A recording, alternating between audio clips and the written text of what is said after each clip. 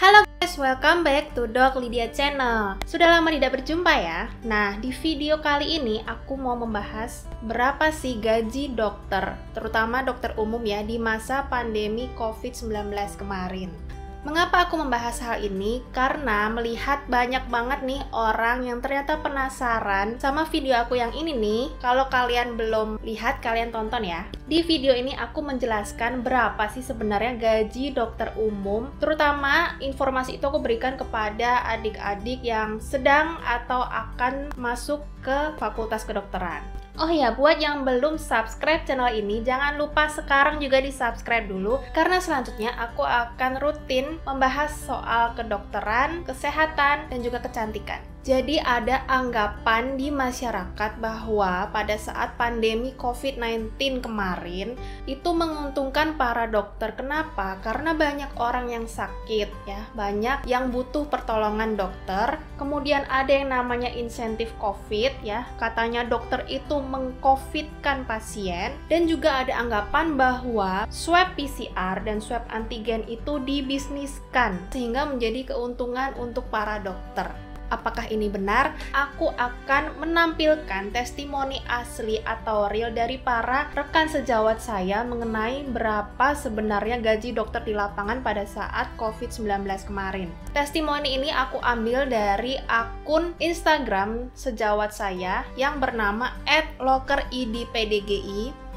Ya, kalian boleh follow akun ini untuk mengetahui berbagai informasi lowongan pekerjaan seputar dokter umum, dokter gigi, dan juga dokter spesialis. Sebelumnya aku sudah meminta izin kepada admin Loker IDPDGI untuk ditampilkan di video kali ini. Yang pertama, ada relawan COVID Jabar, gajinya berkisar antara 8 jutaan. Yang kedua, ini ada testimoni kedua, dulu bisa 7-8 jutaan, tapi masa pandemi gini rumah sakit swasta dapatnya hanya 4 jutaan aja Min, tapi tetap disyukuri aja. Nah, jadi ternyata gaji dokter masa pandemi COVID kemarin nggak terus semuanya meningkat karena banyak orang sakit ya, tapi justru ada juga sebagian dokter yang gajinya itu malah turun. Yang ketiga, nah ini kalau mau gaji besar nih, sekitar 20-an juta bisa ikut Nusantara Sehat di puskesmas yang ada di daerah terpencil. Nusantara Sehat itu adalah program dari Kementerian Kesehatan untuk menempatkan dokter-dokter di daerah-daerah yang terpencil. Daerahnya itu biasanya dokter nggak bisa pilih ya mau di daerah yang mana, dan biasanya memang khusus di daerah yang sangat terpencil, sangat terpelosok, gunanya untuk memeratakan distribusi dokter sehingga di daerah terpencil masyarakat juga bisa mendapatkan fasilitas kesehatan yang baik. Nah, karena dokter-dokter ini mau ditempatkan di daerah terpencil, makanya gajinya itu bisa besar, berkisar antara 20 jutaan. Yang keempat, biasanya dokter ini mendapatkan sekitar 5 juta pada saat ramai. Namun begitu COVID, penghasilannya turun menjadi 2-3 juta aja, disyukurin aja, bisa buat nyambung hidup. Ya, jadi dokter ini bekerja di rumah sakit swasta di Jogja. Kemudian yang kelima, ini ada di rumah sakit swasta di Kabupaten Kota Waringin Barat ya. Jadi tergantung jumlah pasiennya. Dulu pada saat pandemi itu penghasilannya bisa tembus 7,6 juta. Jadi artinya pada saat pandemi pun dokter ini juga mengalami penghasilannya turun. Kemudian yang keenam, dulu dokter ini bisa mendapatkan gaji sekitar 7 jutaan, tapi sekarang menurun drastis nih. 2-3 jutaan aja dengan jaga di klinik, tapi masih cukup untuk membiayai kebutuhan sehari-hari ya. Kemudian yang ketujuh, nah dokter ini bisa mendapatkan gaji yang lumayan nih, berkisar 15 juta sebulan di rumah sakit swasta di daerah Tangerang. Tapi sayangnya pada saat pandemi COVID kemarin, beliau terkena PHK. Nah, jadi tidak hanya karyawan swasta atau buruh yang terkena PHK pada saat pandemi kemarin, tapi juga ada beberapa dokter seperti dokter ini yang juga terkena PHK dari rumah sakit tempat dia bekerja. Nah, kemudian yang kedelapan, ini adalah gaji dokter perusahaan berkisar antara 18 sampai dengan 19 juta. Jadi benar banget ya, dokter yang gajinya lumayan besar itu adalah dokter perusahaan dibandingkan dengan dokter-dokter yang bekerja di klinik maupun di rumah sakit. Yang kesembilan, ini ada dokter yang gajinya 8,8 juta, itu sudah termasuk gaji dan juga jaspel di puskesmas daerah Surabaya. Kemudian ada juga dokter di daerah Jogja, bekerja di puskesmas, itu mendapatkan gaji pokok sekitar 3 jutaan dan juga ditambah japel atau jasa pelayanan itu sekitar 500 sampai 1 jutaan tergantung dari rezeki dan banyaknya pasien. Lanjut ya, yang ke-11 ini ada dokter yang bekerja di rumah sakit swasta, ini mendapatkan 8 sampai 10 jutaan, sudah include semuanya dengan jasa medis. Yang ke-12, ini ada dokter yang tadinya itu bisa dapat sekitar 10 jutaan, bekerja di klinik dan juga praktek mandiri, kemudian pada saat pandemi itu penghasilannya turun menjadi 7 sampai 8 jutaan. Oke.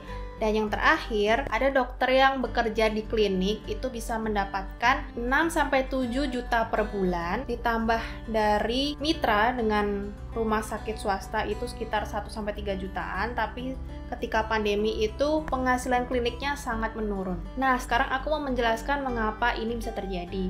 Yang pertama, bukannya banyak orang yang sakit saat COVID kemarin.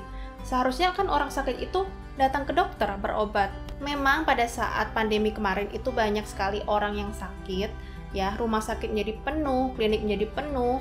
Namun sebagian besar orang yang sakitnya itu ringan, ya, mungkin hanya pegel-pegel, batuk-batuk dikit, pusing-pusing dikit, mereka itu lebih memilih untuk tidak ke dokter dan hanya mengobati diri sendiri di rumah. Kenapa bisa begitu? Pertama, banyak orang terkena pemotongan gaji atau PHK dari perusahaannya, sehingga mereka lebih memilih untuk mencukupi dulu kebutuhan sehari-hari mereka daripada harus mengeluarkan uang lagi untuk berobat ke dokter atau ke klinik. Ya, jadi mungkin yang tadinya gajinya 8 juta itu dipotong setengahnya jadi tinggal 4 juta. Mereka lebih memilih untuk mencukupi dulu kebutuhan makan mereka, kebutuhan anak dan istri mereka, dan juga kebutuhan cicilan mereka dibandingkan harus keluar uang lagi nih yang nggak sedikit untuk berobat ke dokter. Dan alasan yang kedua adalah banyak pasien atau orang itu takut di-COVID-kan. Jadi banyak orang itu takut ketika mereka batuk pilek, wah ini pasti COVID. Mereka sesek dikit, aduh ini pasti COVID. Banyak juga orang yang tidak percaya COVID, dan juga banyak yang takut ketika mereka itu COVID, mereka akan dikucilkan dan mendapatkan stigma negatif dari teman-temannya maupun dari masyarakat di lingkungannya. Jadi mereka lebih memilih untuk tidak mengetahui apakah mereka itu COVID atau tidak. Kemudian anggapan yang kedua, loh bukannya ada insentif COVID untuk para nakes? Bukannya para nakes itu sengaja meng-COVID-kan pasien supaya mendapatkan insentif?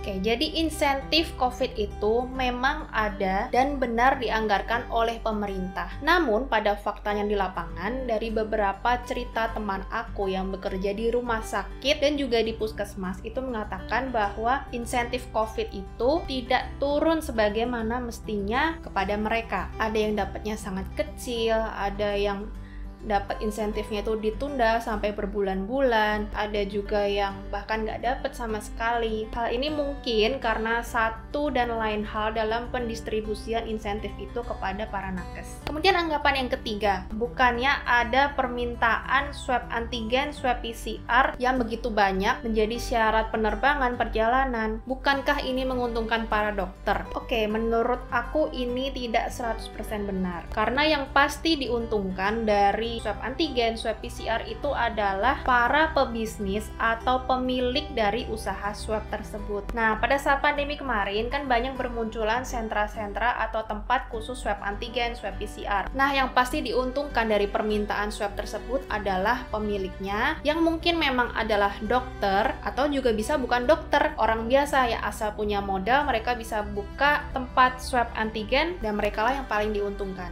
dokter atau perawat yang ditugaskan di tempat swab tersebut memang pasti mendapatkan insentif swab per pasiennya, tapi rata-rata insentif swab tersebut digunakan untuk menutupi penghasilan mereka yang menurun akibat berkurangnya jumlah pasien yang berobat karena sakit. Jadi, kalau pengalaman aku sendiri pada waktu pandemi COVID kemarin, jumlah pasien yang berobat di klinik aku memang sangat menurun, bisa dibilang hampir 50% lebih jumlah pasien yang berobat, sehingga sebagian besar pendapatan aku pada saat itu berasal dari swab antigen dan juga swab PCR. Nah, yang terakhir, buat kami para nakes, masa pandemi COVID kemarin tuh memang adalah masa-masa yang sangat melelahkan buat kami dan juga menguras tenaga serta emosi kami. Bayangin, kita bekerja dikelilingi oleh banyak virus, sana-sini COVID, sana-sini batuk pilek, kemudian kita harus memakai baju APD yang sangat pengap, masker berlapis, itu capeknya luar biasa. Sampai akhirnya banyak teman-teman nakes yang tumbang, termasuk saya sendiri pada waktu itu. Untungnya tidak sampai dirawat di rumah sakit. Nah, harapannya semoga ke depan nih aktivitas akan semakin berangsur-angsur pulih dan kembali normal seperti sedia kala sebelum kita mengenal COVID. Oke, sampai di sini dulu ya. Kalau kalian suka video ini, jangan lupa ya di like, di komen, dan juga di subscribe. Kasih saran untuk aku enaknya next kita bahas topik kesehatan tentang apa ya. Sampai jumpa di video selanjutnya. Bye-bye.